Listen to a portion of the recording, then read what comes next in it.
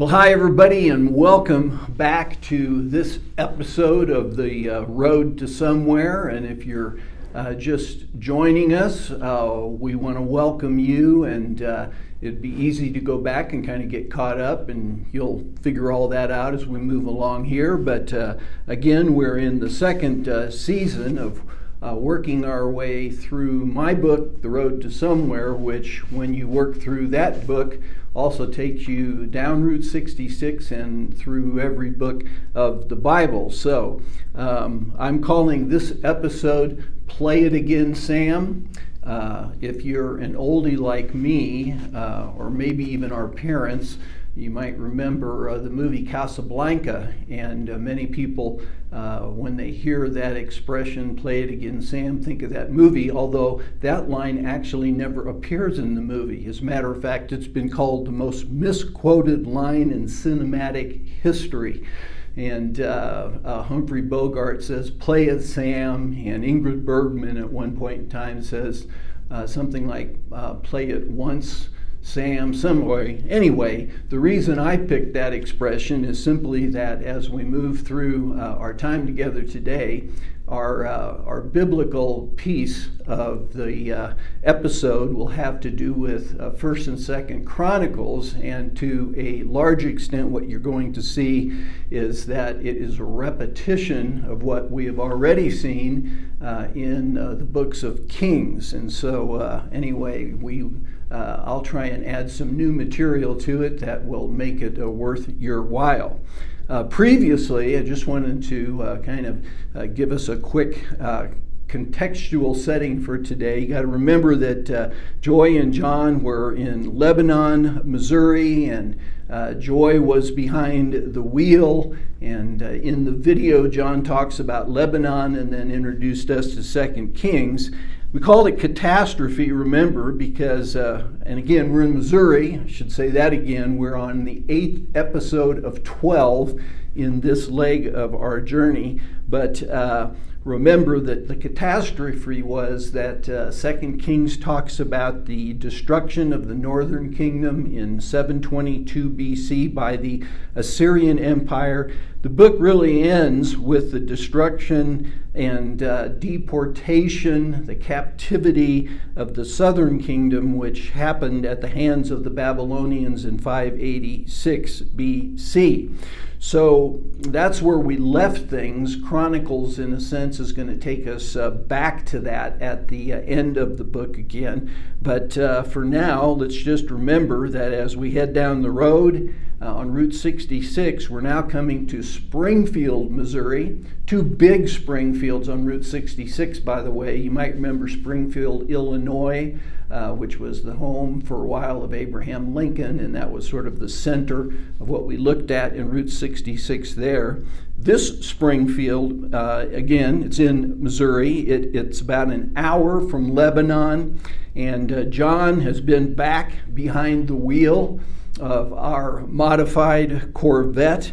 And one of the things that we learn in my book is that trip from Lebanon to Springfield is one of the longest stretches of uninterrupted old Route 66 on the whole journey. So he was probably having a great time driving. Plus, they're in the Ozarks now. Springfield is in the Ozarks, and it's just gorgeous territory. So that must have been a great drive for John and Joy. Springfield is one of two cities, by the way, when they get there, that tries to claim that it is the birthplace of Route 66. And in some ways, it's in competition with Oklahoma City, and that's because two of the main characters at the development of Route 66 back in 1926. One was a businessman named Cyrus Avery from Oklahoma City, who wanted to make sure that Route 66 went through his town and by his businesses. But the other was a man by the name of John Woodruff, and he lived in Springfield.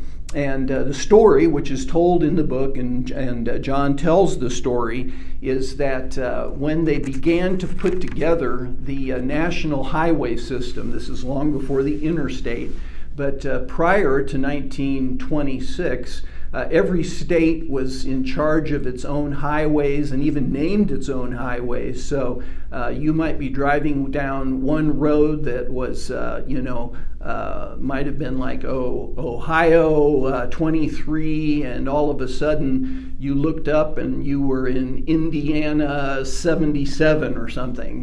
There were just networks of roads, but each state kind of controlled them. And so what was happening at the time of Route 66 was that they were trying to create a network of highways that would span the country. And Route 66 was really was put together from a network of other highways from Chicago to Los Angeles. At the time, they were naming the highways, and the people that were working on Route 66, Cyrus Avery, John Woodruff, what they really wanted to call the highway was Highway 60.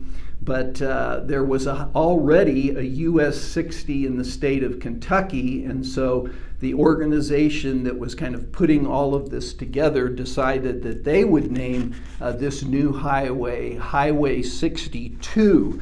And there was a meeting in Springfield, Missouri at the Colonial Hotel in 1926 where Cyrus Avery and John Woodruff and a group, they didn't like the number 62. And so they petitioned this newly formed organization of national highways to get the name 66 or the number 66 for their highway, which they did. And so that's how it became Route 66. And I think that is serendipitous because then it makes it fit with the 66 books of the Protestant Bible. Well, John and Joy, they get to Springfield where they're going to spend the night. They actually aren't going to shoot the video till the next morning. This is one of the chapters where their relationship begins to develop, and I created kind of a scene there. John, he's been attracted to Joy. He's a little older than her. What we know from the book up to this point is she's pretty modest. She's attractive. She's athletic. Normally on the road, she's wearing Bermuda shorts and some kind of a summer blouse. But when they get to Springfield, John is going to kind of take a break in his room, and Joy, who normally will either swim laps if there's a pool at the hotel or work out in the gym, Joy has been down working out in the gym and decides to drop by John's room afterward just to try and set up where are we going to go have dinner. And she's wearing her workout gear, which consists of her sports bra and leggings. And when John opens the door and sees her, he tries real hard not to look too hard, I guess is one way of saying it, because he's fighting off that he's beginning to be attracted to her. And at this point, Joy is pretty oblivious to any kind of a romantic kind of a connection between the two. And so they set up where they're going to have dinner, and Joy walks away down the hall, and John cheats and watches her. And of course, again, sees, that how beautiful she is, and again, has to really fight off the attraction he's having for her. So their relationship is beginning to develop, and it will in coming chapters.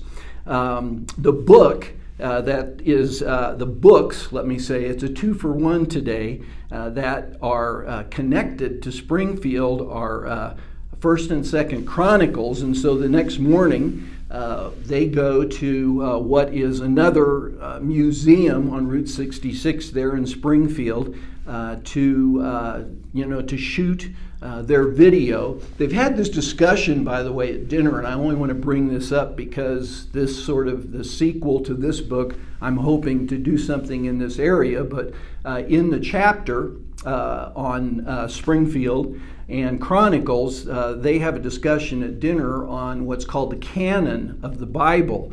How did the books that are in our Bible get picked to become a part of what we call the Bible? Because at the time of Kings and Chronicles, nothing like that existed. They weren't even thinking about collections at that point in time. There were just scrolls, and a certain number of scrolls, and it's really hard when you go in and do the research to figure out what were the criteria that within the Jewish community certain writings began to be sort of viewed as sacred texts, and yet they were all individual scrolls. Books really didn't exist at this point in time, and there was no record of any kind of a collection that was beginning to form yet, that ultimately we would become what we call the Old Testament, what the Jewish community refers to as the Tanakh. Really wasn't even till the 2nd century after Christ that there was an official collection that we think of as the Old Testament that was put together within the Jewish community, and it wasn't until the 4th and 5th century that the documents that constitute our New Testament were put together, and that the early church began to acknowledge as the canon of the Scripture. And then those two being put together, I think the earliest document we have that has both the Old and New Testaments complete is the Codex Sinaiticus that came from Mount Sinai, a monastery there. It's in the British Museum, and when you go to the British Museum and you look at that, you're seeing the very first complete Bible in a sense. So they're shooting the video. They're here in this museum in downtown Springfield. John in the video tells the story of how the name Route 66 came about, talks about Cyrus Avery and John Woodruff, and then he transitions into a discussion of Chronicles. And so again, we're getting a 2-for-1 because we're going to talk about both 1st and 2nd Chronicles, and both of those are combined on the video, the longer video that goes along with this episode. In the Hebrew Bible, this is one book simply called Chronicles. It's kind of interesting. It's actually not with the other historical books in terms of how the Jewish community arranged the Tanakh. It's part of what are called the writings, and really the 3 main divisions that the Jewish Bible is identified by are the law, the prophets, and the writings. And in the prophets, there's a division between the former prophets and the latter prophets, and the former prophets tend to include many of the historical books that we have looked at. Chronicles was actually one of the debated books. There were some when, again, this collection was being put together that didn't think that it should be in the Tanakh. And when you look at the Hebrew Bible, Chronicles becomes part of the writings, and it's actually the very last book of their what we would think of as Bible, that it sits in last place there. First Chronicles, the first 9 chapters are genealogies. As a matter of fact, they go back to the creation, and the very first word in the book of First Chronicles is Adam, and there's a quick biography from Adam to Noah, but the 9 chapters contain genealogies that ultimately lead up to David. And then the rest of First Chronicles is simply a history of David, edited a bit, by the way, from, and in the longer video I give some examples of this, but edited from the way that the book of Kings portrays the life of David. And then Second Chronicles begins with Solomon and the building of the temple, and there's quite a bit of material on that. And then it moves into the kings of Judah only. So it really is a document, and we think that it was probably written or compiled after the return from captivity, when there was no longer a northern kingdom. And so it goes more into some histories of the kings of the southern kingdom of Judah, and goes up to not only the destruction of Jerusalem. So, again, and this gives you a little bit of a sense of the overlap between Samuel and First Chronicles, and then how Second Chronicles overlaps First and Second Kings. It takes us up not only to the destruction of Jerusalem, but it ends with the edict of Cyrus after the Persians have defeated the Babylonians, to go back and to begin to rebuild the temple in Jerusalem. And so again, that's why we think it was probably a book that was written a bit later than some of the others. So it ends with this edict, which, by the way, the exact language of the end of Chronicles is the way that the next historical book, the book of Ezra, which is the beginning of the rebuilding of Jerusalem, the two repeat themselves. But John encourages then his audience to make sure to watch the video on Chronicles.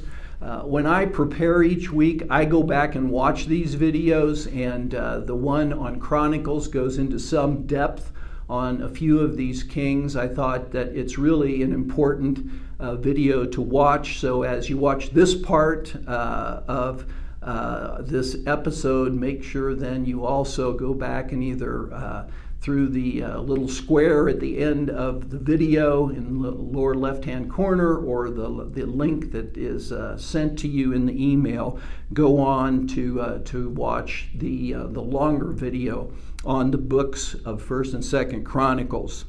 And that kind of brings us to the end of the episode. Our next stop is going to be 76 miles down the road on Route 66, and there's going to be a 50-year gap between when Chronicles ends and the next book, which is the book of Ezra, begins. And that'll be a good episode. It'll be episode 9 of 12 as we go through in this season the history of ancient Israel. So thanks for tuning in and joining us today. And again, I hope you'll watch the longer video, and we'll look forward to being with you again next week.